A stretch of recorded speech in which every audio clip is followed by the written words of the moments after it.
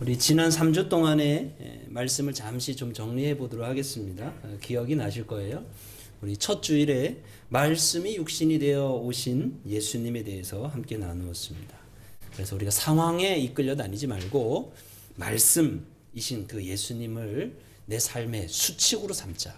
수칙이라고 하는 것은 그 포도 넝쿨이 잘 올라갈 수 있도록 이렇게 해놓은 격자 모양의 그 벽을 수칙이다, 그런 의미가 있다는 얘기하면서 말씀 선포하는 것이 그런 격자를 만드는 거다라는 얘기를 나누었습니다. 그럼 삼삼톡 잘하고 계시죠? 왜 잘하고 계신데 왜 대답이 없으실까? 삼삼톡 잘하고 계시죠? 네, 특히 우리 아이들이 너무너무 잘합니다. 아이들이 우리 교사들이 애쓰고 우리 청소년들 또 아이들이 참 애쓰는데 너무 잘합니다. 카카오톡으로 또 자기 점검표로 선포해 주세요. 한 주 한 주 갈수록 점점 참여하는 분들이 많아져서 참 좋습니다. 여러분들이 녹음해 놓은 삼삼톡을 제가 좀 읽어보고 또 자기 점검표를 제가 이렇게 보면서 참 마음이 감동이 됩니다. 하나님 말씀을 매일매일 선포하는 것이 어찌나 귀한 일인지, 여러분 얼른 해치우고 말아야지 그렇게 하지 마시고 기도하는 마음을 담아서 한 구절 한 구절 정성껏 말씀을 선포해 보시기 바랍니다. 그럼 복음이 새롭게 들릴 겁니다. 반드시 좋은 열매를 맺게 되어질 겁니다. 그것은 제가 약속하는 것이 아니라 성경이 약속하는 겁니다. 하나님 말씀이 약속입니다. 꼭 삼손톡 해보시기 바랍니다. 그리고 두 번째 주일에는 우리 예수님께서 세례 받으실 때에 대한 이야기를 나누었습니다. 예수님께서 세례 받으실 때 하늘 문이 열리고, 아멘, 그죠? 성령님이 임하시고, 아멘. 그리고 하늘로부터 소리가 있었습니다. 우리 세례 받으실 때처럼, 예수님이 세례 받으실 때처럼 예배하는 이 자리는 하늘 문이 열린 자리입니다. 성령님이 임하시는 자리입니다. 하늘의 음성이 들리는 자리입니다. 예배에 집중해 보세요.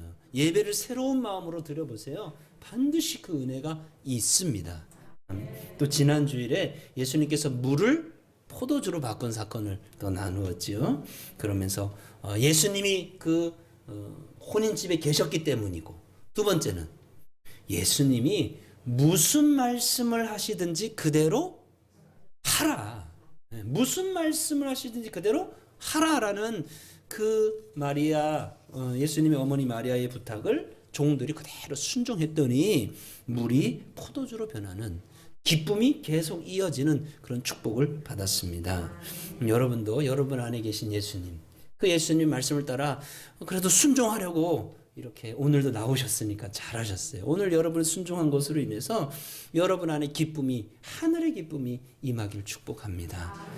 그러므로 여러분을 보는 사람들이, 가족들이, 이웃들이 여러분을 새롭게 보고, 야, 네가 믿는 예수 나도 믿고 싶다. 네가 다니는 교회 나도 가고 싶다. 그 교회가 어디냐? 그렇죠. 배들교회. 그래서 같이 나오면 그게 전도가 자연스럽게 되는 거거든요. 예배 마치고 여기 가가지고 우거지 상하면요, 네가 믿는 예수는 내가 돈 주고도 안 믿는다 이래 돼요. 그러니까 여러분 특히 주일날에, 그죠? 주일날에 여기 교회 갔다 온 이후에 여러분 안에 기쁨이 그렇게 이웃들에게, 가족들에게 전파되어져서 선한 전도의 도구, 통로가 되길 축복합니다. 오늘은요, 예수님께서 예수님의 고향에서 첫 번째 설교를 하신 내용입니다. 제가 저 고향 강원도 양양에서 한번 설교해달라고 전화가 한번 왔었는데 도저히 거기 가서 좀 못하겠더라고요. 그래서 좀 시간도 좀 겹치고 해서 조금 조정하기 어렵습니다. 그리고 이제 사실 조정하면 왜 안 되겠습니까? 근데 도저히 거기서 못하겠더라고요. 근데 예수님이 나사렛 동네에서 첫 설교하신 내용이 오늘 본문의 내용입니다. 자, 뭐라고 말씀하셨는지 우리 손동선 권사님이 잘 봉독해 주셨는데 우리가 다시 한번 읽어 보십시다. 시작. 주의 성령이 내게 임하셨으니 이는 가난한 자에게 복음을 전하게 하시려고 내게 기름을 부으시고 나를 보내사 포로된 자에게 자유를, 눈먼 자에게 다시 보게 함을 전파하며 눌린 자를 자유롭게 하고 주의 은혜의 해를 전파하게 하려 하심이라 하였더라. 아멘. 자, 이렇게 딱 읽으시고요. 그리고 청중을 이렇게 바라보셨어요. 이렇게 바라보시고요. 21절에 보니까 뭐라고 말씀하셨냐면, 오늘 이 글이 오늘 너희 귀에 응했다, 이런 말씀이에요. 이게 무슨 얘기냐면 예수님이 오심으로 말미암아 조금 전 읽었던 이 놀라운 축복이 이제 시작됐다는 거예요. 그래서 사람의 병든 마음이 고쳐지기 시작했다. 예수님이 오심으로 사회의 고통스러운 문제들이 회복되기, 구원되기 시작했다. 네, 이거를 말씀하시는 거예요. 같은 맥락으로 마태복음에 예수님께서 첫 말씀을 또 이렇게 하신 것이 있어요. 빨간 글씨만, 빨간 밑줄 그은 거, 빨간 밑줄 그은 거 한번 읽어볼까요? 뭐라고요? 천국이 가까이 왔다. 이런 말씀을 또 하셨어요. 또 마가복음에도요, 예수님이 같은 맥락으로 이런 말씀을 하셨어요. 또 읽어볼까요? 하나님의 나라가 가까이 왔다. 이렇게 말하겠습니다. 예. 그래요. 예수님을요 아주 정통으로 만나면요, 예수님을 아주 정통으로 만나면요, 그 성도는 천국을 바라보기 시작해요. 예수님을요 정통으로 만난 그 한 사람이 있으면요, 그 가정이 천국으로 바뀌기 시작해요. 예수님의 참 교회가 세워지면요, 자연스럽게 그 마을이요, 그 민족이요, 그 나라가요, 하나님 나라로 바뀌어져 가는 거예요. 우리나라가 그래도 그 전쟁의 폐허, 우리 연세 드신 분들은 다 아시잖아요. 전쟁의 폐허가 뭔지, 배고픔이 뭔지 아시잖아요. 그 와중에서 지금 이렇게 부강한 나라, 살기 좋은 나라가 된 것은 정말 우리 어르신 성도들의 피땀 어린 수고, 저 베트남도 가고 사우디도 가고 하는 그런 애쓴 수고들뿐만 아니라 거기에 하나님의 은총이 있었던 거예요. 교회를 통한 하나님의 은총이 있었던 거예요. 그렇죠? 맞아요. 그래서 하나님이 이 나라를 새롭게 세워 주신 겁니다. 올해 우리 베델교회 표어 중에 마을을 새롭게 하소서라는 기도 제목이 있는데 그런 차원의 제목인 거예요. 예수님이 임하면 예수님이 계신 참 교회는 마을을 새롭게 한다 이겁니다. 우리 같이 한번 해볼까요? 마을을 새롭게 하소서. 아멘. 자, 그러면 우리가 어떻게 천국 같은 가정으로 우리 가정을 새롭게 할 수 있을까? 어떻게 우리가 이 베델 교회를 통하여 팔봉이라고 하는 이 마을을 새롭게 할 수 있을까? 오늘 본문에 보면 두 가지 정도 원리가 있습니다. 첫 번째 원리는요, 같이 한번 읽어보겠습니다. 우리 영상을 보고 있는 분들도 같이 한번 읽으면서 말씀에 집중해 보셔요. 읽겠습니다. 성령의 통제를 받아야 된다. 성령의 통제를 받아야 된다. 이겁니다. 네. 예수님께서 이루어 가시는 회복은 첫 시작이 뭐로 시작하냐면 18절을 보면 주의 성령이 내게 임하셨으니 이렇게 시작합니다. 뭐가요? 주의 성령이 내게 임하셨으니. 이게 싫어요. 교회 사역에 있어서 이것이 너무너무 중요합니다. 아무리 강조해도 지나침이 없습니다. 특히 오늘 헌신을 다짐하는 우리 임원 집사님 권사님들, 또 새롭게 그렇게 세워지신 분들, 특히 이것이 너무너무 중요합니다. 주의 성령이 내게 임하셨으니. 그것으로부터 하나님의 일을 시작해야 된다는 거예요. 베드로전서 4장 11절에 이런 말씀을 하십니다. 누가 봉사하려면 나의 힘으로 해라? 하나님이 공급해 주시는 힘으로 해라. 이런 말씀이 있습니다. 예배 드리는 것도 내 힘으로 해라? 하나님이 공급해 주시는. 예배당의 마당을 쓰는 짧은 빗자루질도 하나님이 공급해 주시는 거예요. 하나님 앞에 헌금을 드리는 것도 금액이 얼마냐가 중요한 것이 아니에요. 하나님이 공급해 주시는 힘으로 하라는 거예요. 나를 드러내려고 나의 힘으로 그렇게 하는 것은 옳은 봉사가 아니라고 말씀하고 있습니다. 사도 바울이 자신의 과거를 생각하면서 굉장히 후회하며 빌립보서를 기록한 내용이 빌립보서 4장 3장 6절에 있어요. 자, 우리 경렬이가 한번 잘 집중하는데 읽어줘요. 시작.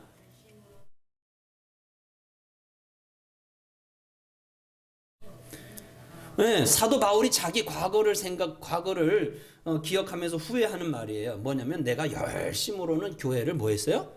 박해하는 사람이었다는 거예요. 사도 바울은 자신이 사도로 부르심을 받기 전에 하나님에 대해서 아주 열정적이었어요. 그런데 그 열정이 잘못된 열정, 자기 중심의 열정이었어요. 하나님의 뜻과 빗나간 열정이었어요. 그래가지고 하나님을 오히려 하나님과 적이 되는 일을 했어요. 예수 믿는 사람을 잡아 죽이는 일을 했어요. 열심히 박해했다는 거예요. 그랬던 바울이 이제 성령님의 임재 속에 성령님의 통제를 받기 시작하는 거예요. 통제를 받기 시작하는 거예요. 그랬더니 사람을 죽이는 열정이 살리는 열정이 되었습니다. 박해하는 열정이 전도하는 열정이 되었습니다. 내 꿈을 쫓아가던 열정이 하나님의 꿈을 쫓아가는 열정으로 바뀌었습니다. 이게 성령의 통제를 받아야 된다는 거예요.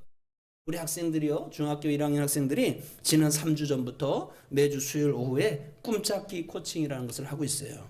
우리 학생들이 성령의 통제를 받으면서 꿈을 찾아야 되는 거예요.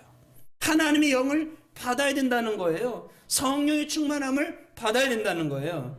그래야 내 꿈을 꾸는 것이 아니라 나를 만드신 창조주 하나님의 꿈, 나를 이 땅에 태어나게 하신 그 창조주 하나님의 꿈을 발견할 수 있는 겁니다. 우리 학생들이 이제 성령의 충만함, 성령의 통제 속에서 자라갈 수 있도록 여러분 기도해 주시기 바랍니다. 2월 달에는 우리 학생들 그걸 좀 집중해서 하려고 그래요. 여러분도 마찬가지입니다. 여러분 하나님을 예배하십시다. 네, 하나님을 찬양하십시다. 하나님께 기도하십시다. 시편을 읽으면서 여러분 매일매일 기도하세요. 그럴 때 우리가 성령의 통제 속에 들어가는 거예요. 성령의 충만함 속에 들어가는 거예요. 마음이 새로워지는 거예요. 말이 새로워지는 거예요. 생활이 새로워지는 거예요. 네. 우리 찬양하잖아요. 왕이신 예수님 오셔서 뭐라 그래요? 좌정하사 나를 좀 다스려 주소서. 우리 그렇게 기도하잖아요. 맞습니다. 내가 성령의 통제, 성령의 다스림이 있어야 정말 하나님의 교회에 덕을 끼치는 그런 임원 된다는 것입니다. 그런 꿈을 꿀 수 있다는 겁니다. 두 번째로 우리가 우리 가정을 천국 같은 곳으로, 또 우리 마을을, 우리 학교를, 일터를 천국과 같은 곳으로 새롭게 하기 위해선 기억해야 될 것이 있는데, 오늘 말씀을 보니까 보냄 받았음을 알아야 된다는 겁니다. 같이 한번 읽어보십시다. 우리 말씀에 집중하기 위해서 읽는 거니까 같이 하십시다. 시작. 보냄 받았음을 알아야 한다. 보냄 받았음을 알아야 된다는 겁니다. 예수님께서 구원 사역을 위해서 기름 부음을 받으시고 나를 보내사, 이런 말 표현을 하셨어요. 내게 기름 부으시고 나를 보내사 포로된 자를 자유롭게, 눈먼 자를 보게 하고 그렇게 눌린 자를 자유케 하셨다는 겁니다. 제가 건국아 하고 이렇게 중등부 회장을 부릅니다. 왜 불러요? 얘들아, 애들 성경 공부하라고 불러와라 라고 이렇게 보내는 거죠. 그죠? 불렀으면 보내는 것으로 이어지는 거예요. 소명은 사명으로 이어지는 거예요. 지난 금요일 속회에 기도 제목을 우리 개인적으로 이렇게 나누는 시간이 있잖아요. 속회 시간에. 어떤 연세 많으신 권사님이 이런 기도 제목을 해요. 끝까지 하나님께 필요한 사람이 되었으면 좋겠습니다. 끝까지 하나님께 필요한 사람이 되었으면 좋겠습니다.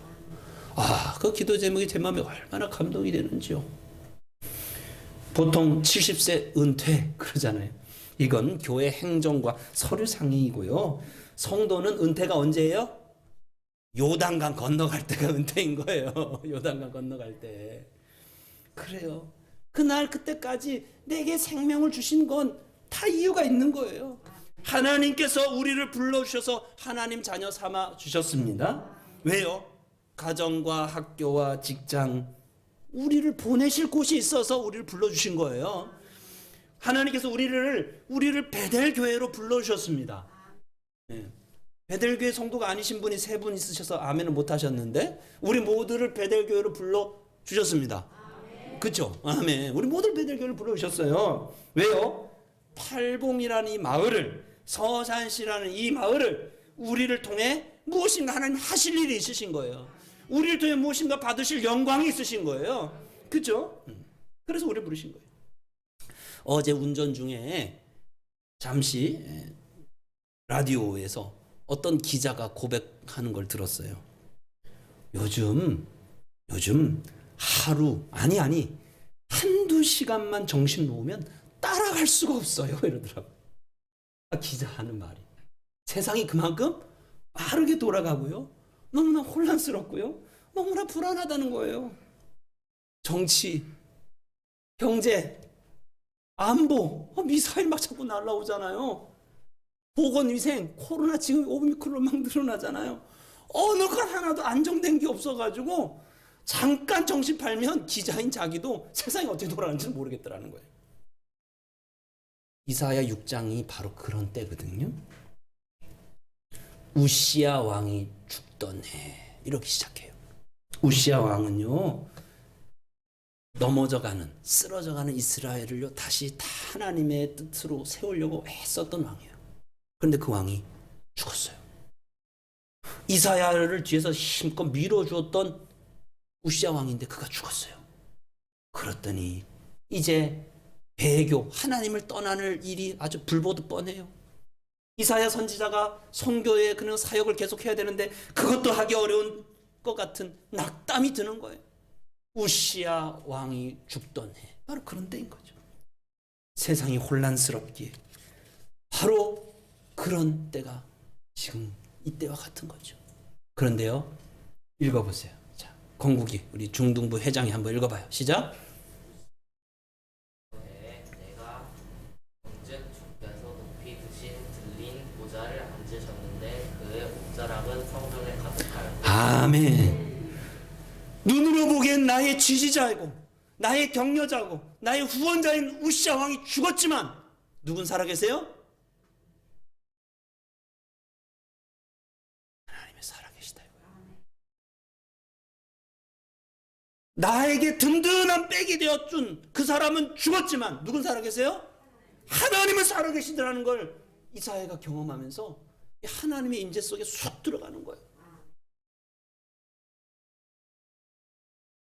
그러면서 하나님을 성전에서 아주 신비롭게 만나는 체험이 이사야 6장에 기록이 되어 있어요. 그런데 하나님을 만나는 그 신비로운 체험의 첫 번째 반응이 뭔지 아세요? 그 첫 번째 반응 5절이에요. 규화가 한번 읽어줘요. 시작.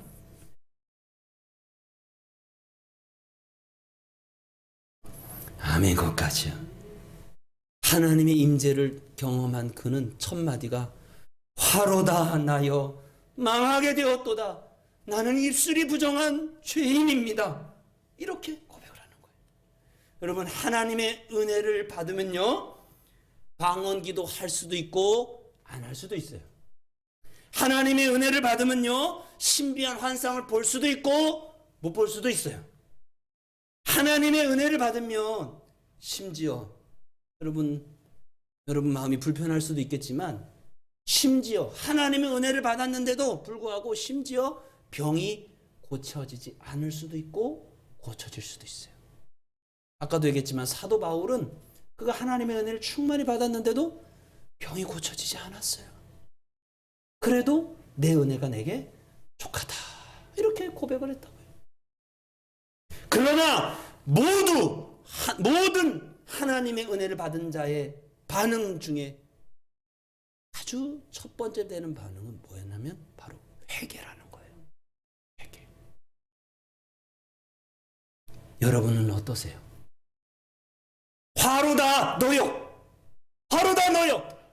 당신 잘못이야. 당신 때문에 내가 이렇게 됐다고. 혹시 이러고 있진 않습니까? 은혜를 잃어버린 거예요. 은혜 받은 자는 화로다 나요. 내가 죄인입니다. 애통하며 회개한 맘 충만하게 하소서. 네가 회개해야 돼? 다시 한번 해봅시다. 시작. 애통하며 회개한 맘 충만하게 다시 한 번 더 합시다. 내가 이 마음이 있어야 돼요. 애통하며 회개한 맘 충만하게 하소서. 아멘. 하나님의 신비한 은혜를 체험한 사람은 내가 죄인인 것을 고백하는 거예요. 여러분 자신을 잘 살피어서 은혜가 회복되기를 축복합니다. 두 번째로 회개한 이사야에게 두 번째로 보여주신 신비한 체험이 있는데 하나님의 목소리가 들리는 거예요. 뭐라고 들려요? 내가 너에게 복 줄게. 아니요. 동현이가 읽어봐요. 밑줄 그은 것만. 시작. 내가 너에게 복 줄게가 아니라 내가 누구를 보내며 누가 우리를 위하여 갈고, 타락하고 악한 이 시대에 우울과 불안에 빠진 백성들을 구원하기 원하시는 하나님의 그 간절함이 이사야에게 들리는 거예요. 이사야야, 내가 누구를 보내야 되겠냐? 이사야야, 내가 누구를, 저들을 위하여 누구를 내가 보내야 되겠느냐?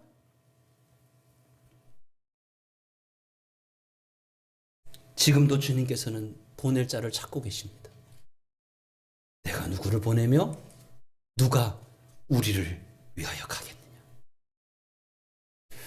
저는 믿습니다. 저는 믿어요. 뭘 믿냐면 제가 아브라함처럼 하나님께서 저를 복의 통로로 불러주셨음을 믿습니다.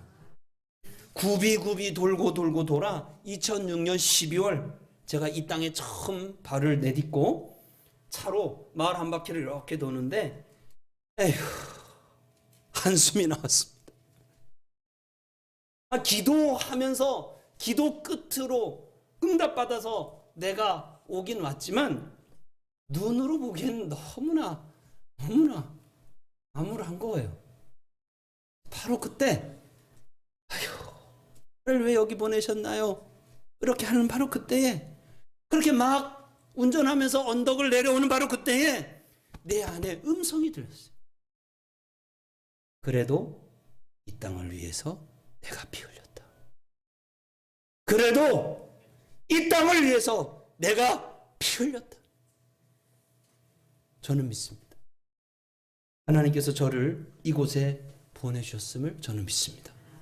지금도 베델교회 이 자리에 서 있는 것은 하나님이 저를 보내심입니다. 하나님이 저에게만 은혜 주시고 저만 불러주셨죠? 하나님이 저에게만 은혜 주시고 저만 보내신 거죠? 아닙니다. 저는 믿습니다. 하나님께서 여러분 모두에게도 은혜 베풀어 주셨습니다.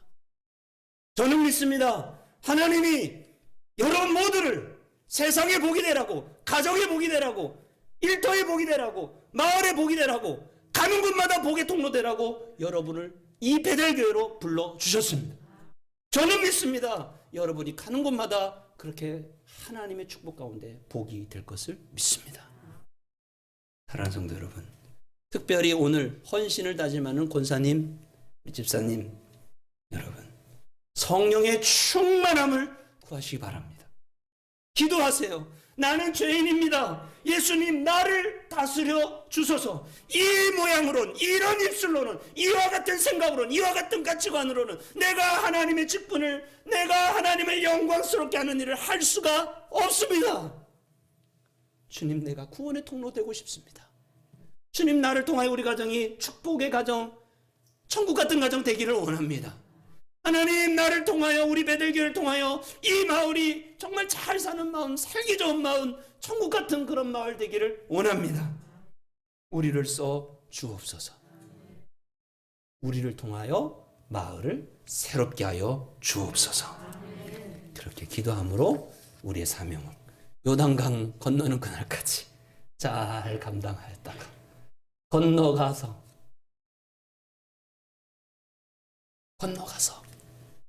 주님 품에 푹 안겨. 잘했다. 잘했어. 착하고 충성된 종이 바로 너구나. 바로 너구나. 그 말 다 듣는 우리 모두 되길 소망합니다.